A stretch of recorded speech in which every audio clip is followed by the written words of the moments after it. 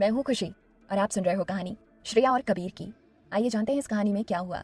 श्रेया ने डायरेक्टर कौशल की तरफ हैरान होकर देखा।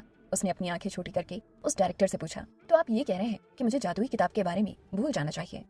डायरेक्टर कौशल हल्का सा खांस दिए। किसी को इतने अच्छे शो को छोड़ देने के लिए कहना अच्छा नहीं लगता। उनका एक्सक्यूज भी कुछ ज्यादा ही बेकार था, लेकिन ये सब कुछ सिर्फ इसलिए था क्योंकि आयशा को वो रोल चाहिए था। वो डायरेक्टर बोला, श्रेया तुम्हें इस बारे में जरूर सोचना चाहिए। तुम ऐसे बहुत सारे रोल्स में पहले ही एक्ट कर चुकी हो। इस वक्त तुम्हारी पोजीशन एक बहुत ही बड़ा रोड़ा है और तुम्हारी फ्यूचर डेवलपमेंट में भी एक रुकावट है। ऐसे नहीं चलेगा। तुम समझ रही हो ना, हमारी कंपनी अब चार्म कल्चर के साथ कोलैबोरेशन कर रही है। दोनों साइड से एक शो पर साथ मिलकर काम कर रही हैं।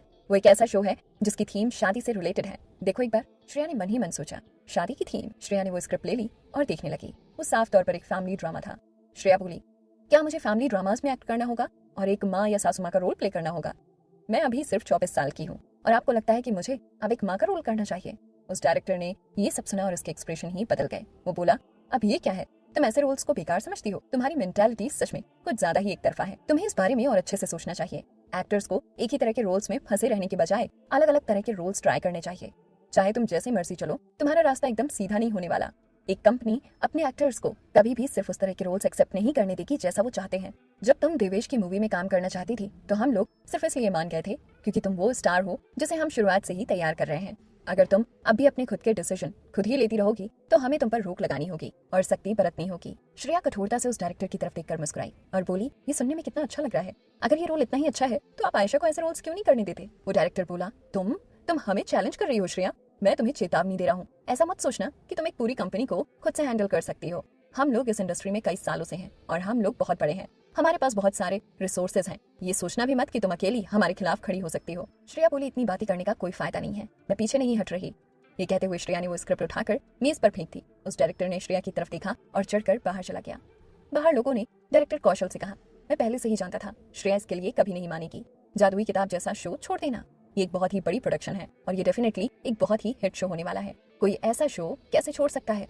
वो डायरेक्टर बोला, तभी तो आयशा को भी ये शो चाहिए। वो चाहती है कि मैं ये शो कैसे भी करके उसे दिलवा दूं ताकि वो और भी फेमस हो जाए। वो इंसान बोला, लेकिन अगर श्रेया सच में पीछे हटने के लिए नहीं मानी तो? प्रोडक्शन को ऑब्वियसली यही लगता है कि वो इस रोल के लिए बेटर चॉइस है। वो डायरेक्टर बोला, हम लोग उसे पीछे हटने के लिए मजबूर कर देंगे। वो दूसरा इंसान बोला, हे, असल में श्रेया कोई बड़ी तोप नहीं है, लेकिन असल चीज तो वो उसकी मैनेजर नवी है। अब उसका स्टेटस आम नहीं रहा। वो डायरेक्टर बोला, नवी को दो और उभरते हुए सितारे पकड़ा दो और उसका ध्यान भटका दो। वो सिर्फ श्रेया पर फोकस नहीं कर सकती। वो इंसान बोला, आपने सही कहा। नवी हमेशा से काफी जिम्मेदार रही है और अब दूसरों की जिंदगी उसके हाथों में होगी तो वो एक श्रेया की वजह से उन्हें किसी तकलीफ में नहीं जाने देगी। उधर श्रेया और ज्योति साथ में कबीर के घर पर वापस आ गए। ज्योति को वापस आते हुए पूरे रास्ते बेइज्जत महसूस होता रहा और वो बोली, ये कंपनी सच में उस आयशा की कुछ ज्यादा ही तरफदारी कर रही है। श्रेया दीदी, आप साफ तौर पर उससे हर चीज में बेहतर हो। उन्हें इस आयशा की साइड क्यों लेनी है? श्रेया बोली, अब क्योंकि आयशा ने हमारी कंपनी को चुना है तो इसका मतलब कुछ तो वजह होगी जो वो हमारी कंपनी में आई है। वो बातें बहुत अच्छी बनाती है और वो ऐसा कोई काम नहीं करेगी जिसमें उसका फायदा ना हो। अब क्योंकि वो यहाँ पर है तो इसका मतलब कि उसे यकीन है कि वो मेरे रिसोर्सेस छीन सकती है। ज्योति ने पूछा, तो क्या आपके कहने का मतलब ये है कि कंपनी के अंदर उसकी कोई साठगांठ है? श्रेया बोली, ये चीज तो पक्की है, लेकिन अब श्रेया इन सब बातों के बारे में और इस कंपनी के बारे में और नहीं सोचना चाहती थी। कबीर अभी भी घर पर ही काम कर रहा था। ज्योति अंदर आई और उसने देखा कि कबीर सोफे पर बैठा हुआ था। वो कॉफी पी रहा था और साथ में कुछ पढ़ रहा था। जिस तरीके से उसने वो कप पकड़ा हुआ था, ऐसा लग रहा था मानो वो किसी सीनरी का एक हिस्सा हो। वो एकदम सीधे और बड़े आलीशान तरीके से बैठा हुआ था। ज्योति को अभी दरवाजे से अंदर आते ही कबीर को देखने की आदत नहीं थी। जब भी वो उसे देखती थी उसे ऐसा लगता था मानो कि वो बहुत ही ज्यादा हैंडसम है। लेकिन कबीर ने श्रेया की तरफ देखा और बोला, तुम वापस आ गई?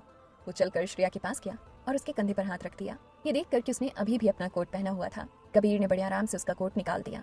श्रेया बोली, मैं बुरी तरह थक गई हूँ। कबीर बोला, बैठ जाओ, एक बढ़िया सी मसाज कैसी रहेगी? श्रेया बोली, वाओ, क्या इतने बड़े सीईओ को अपने पैरों पर मसाज करने के लिए कहना कुछ ज्यादा ही नहीं हो जाएगा?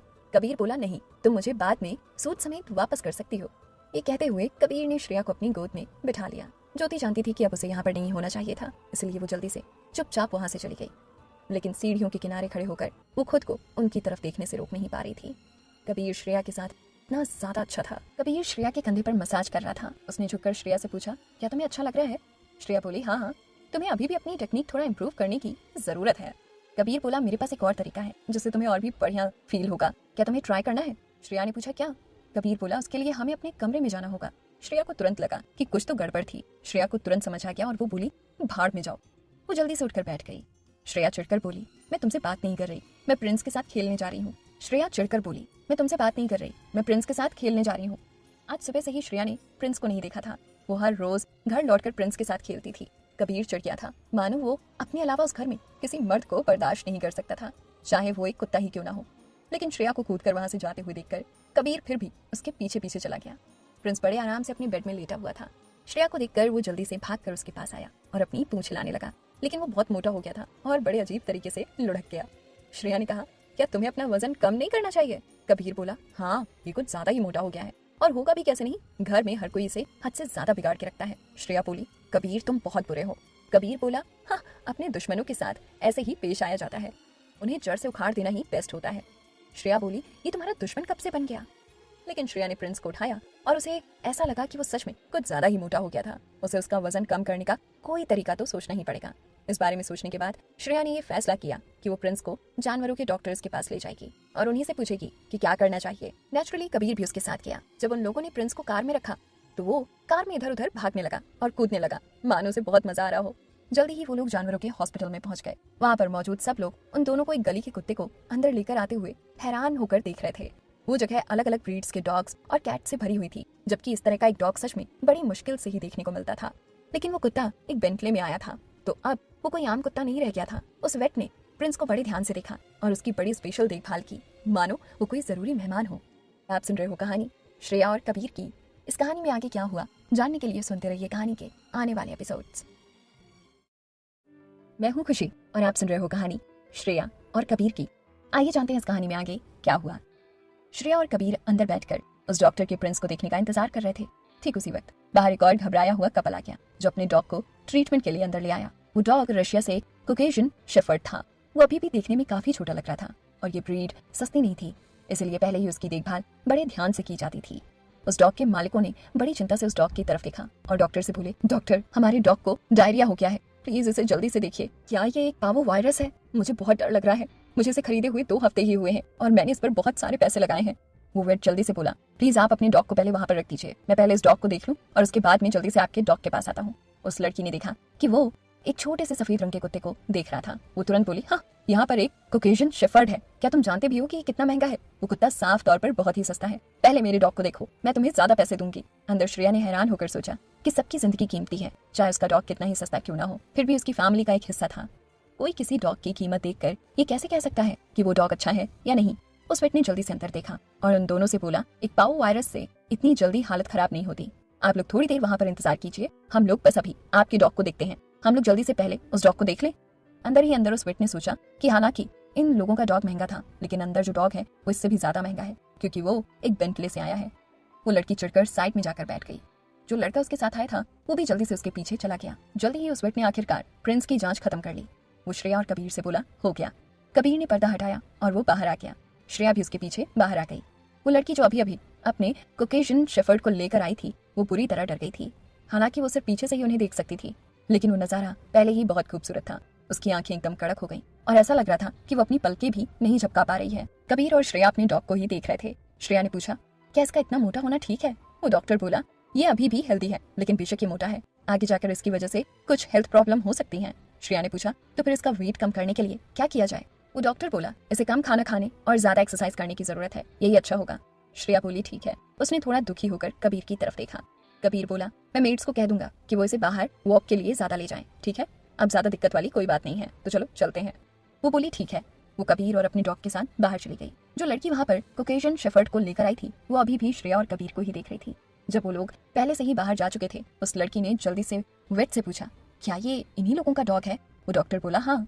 उस लड़की ने पूछा, ये लोग इतना सस्ता डॉग क्यों पाल रहे हैं? वो डॉक्टर बोला, वो कुत्ता सच में बहुत लकी है, वो यहाँ पर एक बेंटले से आया था। वो लड़की बोली, हे भगवान, मैं आज तक कभी बेंटले में बैठी तक नहीं हूँ, तो बाहर जो बेंटले खड़ी है वो इन लोगों की है। ओह माय गॉड, अब मुझे समझ आया कि जब लोग कहते हैं कि कुत्ते की जिंदगी इंसानों की जिंदगी से बेहतर है, तो इसका क्या मतलब होता है। श्रेया और कबीर प्रिंस को लेकर वापस घर आ गए। प्रिंस काफी हट्टा कट्टा था और श्रेया इस बात से खुश थी कि उसका बहुत अच्छे से ध्यान रखा जा रहा है, लेकिन अगर इससे उसकी सेहत को कोई खतरा था तो श्रेया को ऐसा लगा कि ये ठीक नहीं है। श्रेया ने कुछ सोचा और फिर बोली, चलो हम इसे बाहर वॉक पर लेकर चलते हैं, हम लोग इसे कुछ एक्सरसाइजेस भी करवा देंगे और इसका थोड़ा वेट कम हो जाएगा। अभी ज्यादा रात नहीं हुई थी। कबीर ने श्रेया की तरफ देखा और बोला, ठीक है। किसने सोचा था कि इसे सिर्फ घर लेकर आना और इसकी देखभाल करना काफी नहीं है। उन्हें अभी भी इसे वॉक पर लेकर जाना पड़ रहा था ताकि ये थोड़ा वजन कम कर सके। सच में हद है। कबीर बोला, हमें 10 बजे से पहले घर वापस आना होगा। श्रेया ने पूछा, क्यों? कबीर बोला, एक डॉग को पालने से हमारे क्वालिटी टाइम में कोई दिक्कत नहीं आनी चाहिए। हम लोग 10 बजे से पहले वापस आ जाएंगे। हमें भी एक्सरसाइज करने और वेट लॉस करने की जरूरत है।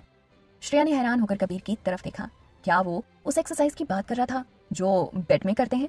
क्या इसे सच में लगता है कि इससे वजन कम करने में मदद मिलती है? बहुत बढ़िया। शायद ये सच में काफी कारगर था, वरना इतना खाने के बावजूद भी श्रेया अपना फिगर मेंटेन कैसे कर पाती। वो दोनों प्रिंस के साथ घर के पास वाले छोटे से पार्क में चले गए। प्रिंस की गर्दन में अब एक अच्छी सी चेन थी और उसमें एक छोटी सी लाइट भी थी जिससे प्रिंस को अंधेरे में भी देखा जा सकता था। और उसके गले में एक सोने का डॉग टैग भी था जिस पर श्रेया का फोन नंबर लिखा हुआ था। वो पपी एकदम साफ सुथरा था और उसे बहुत अच्छे से तैयार भी कर रखा था, जिसकी वजह से वो एक अमीर पपी लगता था। श्रेया अपने साथ प्रिंस की एक पानी की बोतल भी लेकर आई थी जो मेड्स ने उसे दी थी। वो एक छोटे बच्चे की दूध वाली बोतल जैसी लग रही थी, लेकिन वो बाहर जाते वक्त डॉग के साथ ले जाने के लिए थी। ये मेड सच में प्रिंस का कुछ ज्यादा ही अच्छे से ध्यान रख रही थी।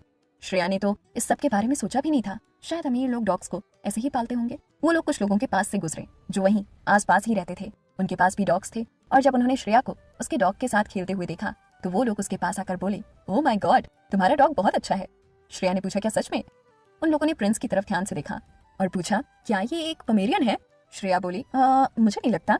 उस औरत ने पूछा, तो क्या ये एक टॉय पूडल है? श्रेया बोली, नहीं। उस औरत ने पूछा, तो फिर ये कौन सी ब्रीड है? मुझे समझ नहीं आ रहा। श्रेया बोली, ये बस एक आम डॉग है। उस औरत ने हैरान होकर श्रेया की तरफ देखा और बोली, क्या एक गली का डॉग? वो बस एक गली का कुत्ता था, लेकिन उसका इतने अच्छे से ख्याल रखा गया था कि उसे देखकर किसी को भी ऐसा लगता था कि ये एक बहुत ही महंगी ब्रीड का डॉग है। वो लेडी जो अपने डॉग को घुमाने लेकर आई थी, वो मन ही मन सोच रही थी कि ये लोग सच में इस गली के कुत्ते के लिए इतना कुछ खरीद कर अपना पैसा बर्बाद कर रहे हैं। नेचुरली उन लोगों को ये सब समझ नहीं आ रहा था। वो सब लोग बहुत ही हैरान थे और आपस में इशारे करते हुए एक दूसरे से बातें करने लगे। किसी ने कहा, अमीर लोगों के भी अपने ही चोचले हैं, ये बस एक कुत्ता है और ये लोग इसका इतना ख्याल रख रहे हैं। किसी और ने कहा, ये लोग अपने कुत्ते का किसी भी और अच्छी ब्रीड के कुत्ते से ज्यादा ख्याल रखते हैं। लेकिन श्रेया को उन सब से कोई फर्क नहीं पड़ता था। वो बस प्रिंस के साथ वॉक करती रही और जब वो एक ऐसी जगह पर पहुंच गए जहां आसपास कोई नहीं था तो उसने प्रिंस को खोल दिया। प्रिंस को खुद से इधर उधर भाग दौड़ करते हुए और खेलते हुए देखकर श्रेया और कबीर साथ में सीढ़ियों पर बैठ गए। श्रेया बोली, प्रिंस सच में बहुत प्यारा है। कबीर ने पलट कर कहा, वो कैसे? मुझे तो बिल्कुल नहीं लगता। श्रेया बोली, तुम्हें इसकी कदर करना ही नहीं आता। कबीर ने श्रेया को पकड़ लिया और उसकी तरफ देखते हुए पूछा, बताओ मुझे, क्या वो मुझसे भी ज्यादा प्यारा है? श्रेया ने कबीर की तरफ देखा और बोली, क्या तुम श्योर हो कि तुम खुद को एक कुत्ते से कंपेयर करना चाहते हो? कबीर ने चिढ़कर अपना मुंह दूसरी तरफ घुमा लिया। उसने सच में बस फ्लो में ही वो बकवास कर दी थी। एग्जैक्टली, वो खुद को किसी कुत्ते से कंपेयर क्यों करना चाहेगा? ये कुत्ता सच में कबीर को पागल कर देता था। वो लोग बहुत देर तक बाहर ही थे। उधर कबीर के घर पर ज्योति को भी अब चिंता होने लगी थी। ये कहानी है श्रेया और कबीर की। इस कहानी में आगे क्या हुआ जानने के लिए सुनते रहिए कहानी के आने वाले एपिसोड्स। मैं हूँ खुशी और आप सुन रहे हो कहानी श्रेया और कबीर की। आइए जानते हैं इस कहानी में क्या हुआ। ये देखकर कि मेड्स इस बारे में कुछ नहीं कह रही थी, ज्योति इधर से उधर चलने लगी और उनसे पूछा, क्या सच में प्रेसिडेंट कपूर और श्रेया दीदी का अभी तक वापस ना आना ठीक है? क्या आप लोग उन्हें पूछेंगे नहीं कि वो कहाँ है? उन मेड्स ने ज्योति की तरफ देखा और बोली, कोई बात नहीं, सर के होते हुए मैडम को कुछ नहीं होगा। ज्योति ने पूछा, लेकिन इतनी देर हो गई है, क्या इतनी देर तक उन दोनों का बाहर रहना खतरनाक नहीं होगा? वो मेड्स बोली, इतनी देर भी नहीं हुई है, एक हस्बैंड और वाइफ के लिए इस वक्त बाहर अकेले साथ में वक्त गुजारना एकदम नॉर्मल है। ज्योति अब और कुछ नहीं कह सकती थी। वो बस सीधे अपने कमरे में चली गई। जब उसने उन दोनों के आखिरकार घर वापस आने की आवाज सुनी तो वो जल्दी से भागकर बाहर आ गई। उसने देखा कि कबीर अंदर आया और उसने तुरंत श्रेया को अपनी बाहों में उठा लिया। ज्योति ने जब ये देखा तो वो एक बार फिर से छुप गई। श्रेया जोर जोर से हंसने लगी। कबीर बोला, इतना शोर करना बंद करो। श्रेया बोली, छोड़ो छोड़ो मुझे। कबीर बोला, नहीं। न सिर्फ उसने श्रेया को वापस नीचे नहीं उतारा बल्कि वो उसे किस करने लगा। श्रेया एकदम से शॉक हो गई, लेकिन फिर उसने भी कबीर को किस कर लिया। उसके शांत हो जाने के बाद कबीर उसे ऐसे ही गोद में उठाकर अपने कमरे में ले गया। ज्योति जल्दी से वापस अपने कमरे में चली गई। जो उसने अभी अभी देखा था वो उसी के बारे में सोचती रही। जब भी वो श्रेया और कबीर को एक दूसरे के इतने करीब देखती थी उसे अभी भी अनकंफर्टेबल महसूस होता था। उसे बहुत जलन होती थी। श्रेया की किस्मत इतनी अच्छी कैसे हो सकती थी? अगले दिन श्रेया और मेड्स साथ में गुलगुले बनाने के लिए तैयार हो गए। उस दिन एक छोटा सा त्योहार था और रीति रिवाज के हिसाब से आज उन्हें गुलगुले खाने चाहिए। जब श्रेया को इस बारे में पता चला तो वो बहुत खुश हो गई और वो भी उसके साथ मिलकर गुलगुले बनाना चाहती थी। श्रेया ने ज्योति को भी बताया। ज्योति मुस्कुराकर बोली, मैं भी आप लोगों के साथ साथ गुलगुले बनाऊंगी। श्रेया बोली, ठीक है। तुम्हारे गुलगुले डेफिनेटली अच्छे बनेंगे। बड़े दुख की बात है कि मुझे तो कुछ भी बनाना ही नहीं आता। ज्योति, श्रेया और बाकी सब लोग साथ मिलकर गुलगुले बनाने चले गए। उन मेट्स ने ज्योति की तरफ देखा। उन्हें ज्योति कुछ खास पसंद नहीं थी, इसीलिए जो लोग इस बात से खुश नहीं थे वो भी उनके साथ आ रही थी।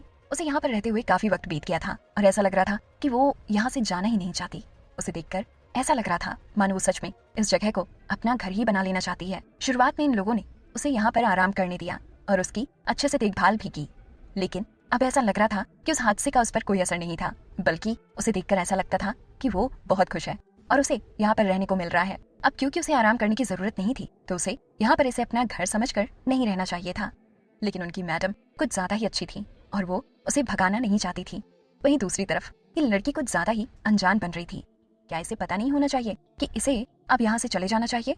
और जब उनकी मैडम उनके साथ थोड़ी मस्ती करना चाहती थी और कबीर के लिए गुलगुले बनाना चाहती थी तो ऑब्वियसली एक ऐसी चीज थी जो उस कपल के लिए थी। अब ज्योति के इसमें शामिल हो जाने पर मेड्स के लिए सच में बहुत अनकंफर्टेबल हो रहा था। श्रेया बोली, कबीर बहुत नखरेबाज है, अगर मेरे गुलगुले बेकार भी बने तो भी वो खा लेगा, है ना? वो मेड बोली, बिल्कुल, सर आपकी बेइज्जती नहीं करेंगे। उसके बाद ज्योति ने पूछा, क्या हम लोग ये गुलगुले प्रेसिडेंट कपूर के लिए बना रहे हैं? श्रेया बोली, हाँ, ये उसी के लिए है। कोई बात नहीं है, तुम भी अपने लिए बना सकती हो। ज्योति ने पूछा, तो श्रेया दीदी मैं आपके लिए बना दूं? आप कह देना क्या आपने बनाए हैं। श्रेया बोली, नहीं, इसकी कोई जरूरत नहीं है, मैं जो भी बनाऊंगी उसे वो खाना होगा। उन मेट्स ने ज्योति की तरफ देखा और उन्हें ऐसा लगा कि उसके कहने का मतलब कुछ और ही था। वो मेट्स बोली, हाँ, चाहे जो कुछ भी हो, जो भी मैडम बनाएंगी सर वो खा लेंगे। ज्योति बस मुस्कुरा दी और उन मेट्स के साथ गुलगुले बनाने लगी। बेशक श्रेया के गुलगुले देखने में बहुत ही बेढंगे थे। ज्योति के गुलगुले छोटे छोटे और सुंदर थे। उसने उन्हें प्लेट में बड़े ही सुंदर तरीके से रखा था। श्रेया ने ये देखा और बोली, अरे वाह ज्योति, तुम आगे चलकर एक बहुत ही अच्छी वाइफ बनोगी। ज्योति बोली, सच में? मुझे लगता है कि मैं बस एवरेज हूँ, मैं बस घर का अक्सर खाना बनाती हूँ। साइड से वो मेड बोली, मैडम आपके गुलगुले भी अच्छे लग रहे हैं। श्रेया ने अपने बनाए हुए गुलगुलों की तरफ देखा जो कि अजीब सी शेप के थे और चपटे थे। ये अच्छे कैसे लग सकते थे? ज्योति को ये नाइंसाफी लगी। ये मेड्स बहुत ही अनोइंग थी, लेकिन श्रेया उनकी मैडम थी तो बेशक वो लोग उसकी साइड ही लेते। जल्दी ही कबीर वापस आ गया। जब श्रेया बाहर गई तब कबीर एक मेड को अपना कोट उतार कर दे रहा था। कबीर ने देखा कि श्रेया के गाल एकदम लाल थे, मानो वो किसी ओवन से बाहर आई हो। उसने श्रेया से पूछा, तुम कहाँ गई थी? श्रेया बोली, मैं अभी अभी किचन से आई हूँ, हम लोग तुम्हारे लिए गुलगुले बना रहे हैं। ये कहते हुए श्रेया शरारती तरीके से मुस्कुरा दी और मेड्स को वो गुलगुले बाहर लाने के लिए कहा। उन मेड्स ने कुछ प्लेट्स लाकर टेबल पर रख दी। ज्योति भी किचन से बाहर आ गई। अपने सामने उन गुलगुलों की प्लेट को देखकर उसने मन ही मन सोचा कि उसके गुलगुले सबसे बढ़िया लग रहे थे। वो एक नजर देखकर ही टेबल पर रखी हुई प्लेट्स में से अपने वाले गुलगुले पहचान सकती थी। श्रेया बोली, कबीर आओ, आकर खाओ। ज्योति कबीर की तरफ देखते हुए यही सोच रही थी कि कबीर उसी की प्लेट से उठाएगा। कबीर ने शक की नजरों से उन प्लेट्स की तरफ देखा। उसके बाद उसने एक फोर्क लिया और जल्दी से एक गुलगुला उठाने के लिए आगे बढ़ा। उसने श्रेया की प्लेट से एक गुलगुला उठा लिया। ज्योति का दिल ये देखकर टूट गया। श्रेया तो हैरान रह गई थी। वो बोली, तुम इतना बेकार वाला खा रहे हो? कबीर बड़े आराम से वो गुलगुला खा गया, लेकिन वो इसे भी इतने एलिगेंट तरीके से खा रहा था मानो वो कोई बहुत ही शानदार डिश खा रहा हो। उसने श्रेया की तरफ देखा और बोला, अच्छी बात है कि तुम अपने लिमिट्स पहले से ही जानती हो, तो मैं भी अपनी लिमिट जानता हूँ। श्रेया ने कहा, क्या? इससे उसका क्या मतलब था? कबीर बोला, मैं जानता हूँ कि मेरी वाइफ को कुछ नहीं आता। श्रेया ने हैरान होकर उसकी तरफ देखा। कोई भी किसी की इतनी बेइज्जती नहीं करता होगा जितना ये आदमी उसकी करता था। कबीर बोला, कोई बात नहीं, मुझे लगता है ये काफी टेस्टी है, तुम्हारे लिए भी तो ये मेहनत का काम होगा, आओ तुम भी मेरे साथ खाओ। कबीर बोला, इसका बैटर डेफिनेटली तुमने नहीं बनाया, इसीलिए वो तो बहुत स्वाद है, इसका इस बात से कोई लेना देना नहीं है कि ये दिखने में कैसे हैं। श्रेया ने मुंह बनाकर पूछा, क्या ये सच में स्वाद बना है या तुम बस ऐसे ही मेरा मन रखने के लिए कह रहे हो? कबीर बोला, इसका बैटर डेफिनेटली तुमने नहीं बनाया, इसीलिए वो तो बहुत स्वाद है, इसका इस बात से कोई लेना देना नहीं है कि ये दिखने में कैसे है। श्रेया ने गुस्से से चिढ़कर उसकी तरफ देखा। उसके बाद वो ज्योति से बोली, ठीक है, सब लोग थके होंगे, चलो साथ में खाते हैं। ज्योति मुस्कुराकर उनके साथ बैठ गई। श्रेया ने अच्छे दिखने वाले गुलगुलों की प्लेट की तरफ इशारा करते हुए कहा, ये ज्योति ने बनाए हैं। कबीर ने बस अपना सिर हिला दिया और ज्योति की तरफ एक नजर देखा तक नहीं। श्रेया जानती थी कि कबीर हमेशा से ही ऐसा ही है, इसीलिए उसे इसकी आदत थी, लेकिन ज्योति को इस बात का बहुत ही बुरा लगा। श्रेया बोली, लेकिन मेरे वाले गुलगुलों को भी कम मत समझना, वैसे भी इन सबका टेस्ट एक ही जैसा है। कबीर बोला, हाँ, मैं तो जैसे तैसे इन्हें खा ही लूंगा। श्रेया बोली, भाड़ में जाओ, लेकिन तुम्हें एकदम से कैसे पता चला कि ये वाले मेरे हैं? अगर मैंने सुंदर वाले बनाए होते तो? कबीर बोला, एक सुंदर इंसान ऐसे बेढंगे गुलगुले बनाएगा। श्रेया बोली, क्या सच में? एक मिनट, क्या तुम ये कह रहे हो कि मैं सुंदर हूँ? कबीर बोला, हाँ, अब आज तुमने इतनी मेहनत की है तो मेरा तुम्हारी थोड़ी तारीफ करना तो बनता ही है। कबीर ऐसे बात कर रहा था जैसे उसके साथ जबरदस्ती हो रही हो। वो दोनों आपस में बहस करने में इतने बिजी थे कि वो लोग ज्योति के बारे में भूल ही गए, जो अभी भी उनके साइड में ही बैठी हुई थी। ज्योति का दिल उनकी हर एक बात के साथ और भी ज्यादा डूब रहा था, क्या कबीर ये कह रहा था कि वो बदसूरत है? साफ तौर पर उसके गुलगुले दिखने में सबसे सुंदर थे, लेकिन वो भी बदसूरत नहीं थी।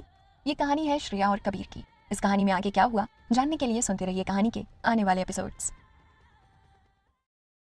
मैं हूं खुशी और आप सुन रहे हो कहानी श्रेया और कबीर की। क्या हुआ इस कहानी में, आइए जानते हैं। रात में ज्योति वापस अपने कमरे में आ गई। वो उदास होकर बैठी हुई थी और कबीर की बातों के बारे में ही सोच रही थी। उसे बिल्कुल भी अच्छा नहीं लग रहा था। उसने खुद को शीशे में देखा। असल में वो श्रेया से बदसूरत नहीं थी। जब वो छोटी थी तो उसे अक्सर सुंदर परी कहकर बुलाया जाता था। बात सिर्फ इतनी थी कि उसकी फैमिली में उसके पास हर रोज तैयार होने के लिए कोई वजह नहीं थी, इसलिए वो तैयार भी नहीं होती थी।